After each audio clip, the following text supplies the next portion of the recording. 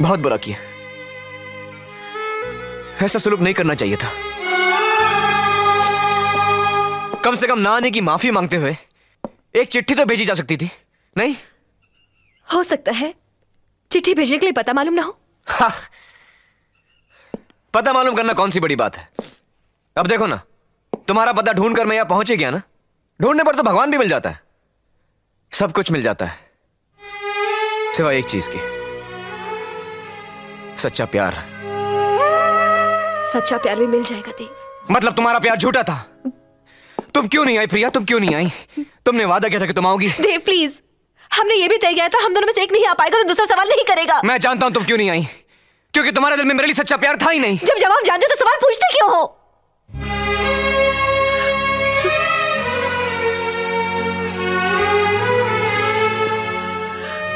किसी का विश्वास जीतना आसान है, उसे तोड़ना उससे भी ज्यादा आसान, लेकिन मुश्किल है उसे निभाना। ये तुमने कहा था ना मुझसे। यकीन नहीं आ रहा कि जिस इंसान ने मुझे विश्वास निभाने की नसीहत दी थी, आज उसी ने मेरे विश्वास को चूर चूर कर दिया।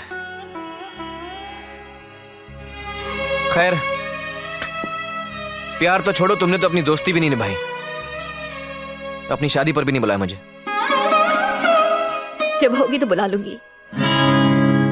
मतलब तुम्हारी शादी अभी? खैर मेरी छोड़, तुम अपनी कहो, तुम्हारी जिंदगी में क्या हो रहा है? सुना है बहुत बड़े चित्रकार बन गए हो तुम। हाँ, और ये मेरे लिए कभी कभी मुश्किल भी खड़ी कर देता है। कैसी मुश्किल? लोग मुझे देखकर कहते हैं, वो देखो, वो जा रहा है दीवाना चित्रकार, जो हर लड़की को कहता है मैं तुमसे प्यार करता हूं। 6 महीने बाद कहां मिलोगी तुम? और लड़कियां मिलने आती भी होंगी? बिल्कुल आती हैं, हर जगह, ताजमहल, लाल किला, चार मीनार। उन्हें अलग अलग जगह बुलाकर इंतजार करवाता रहता है ये दीवाना। और वो खुद क्या करता है? इंतजार, किसी का इंतजार। देव, अपनी जिंदगी क्यों बर्बाद करना चाहते हो? तुम्हें कोई अच्छी लड़की जरूर मिलेगी। फिक्र मत करो प्रिया, मैंने अपना जीवन साथी चुन लिया, मेरी यादें, और आज उन्हीं के साथ मैं हमेशा हमेशा के लिए ये शहर छोड़कर जा रहा हूं।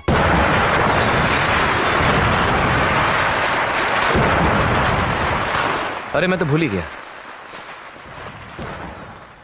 दिवाली मुबारक हो प्रिया। नहीं देव, ये तोहफा मैं नहीं ले सकती।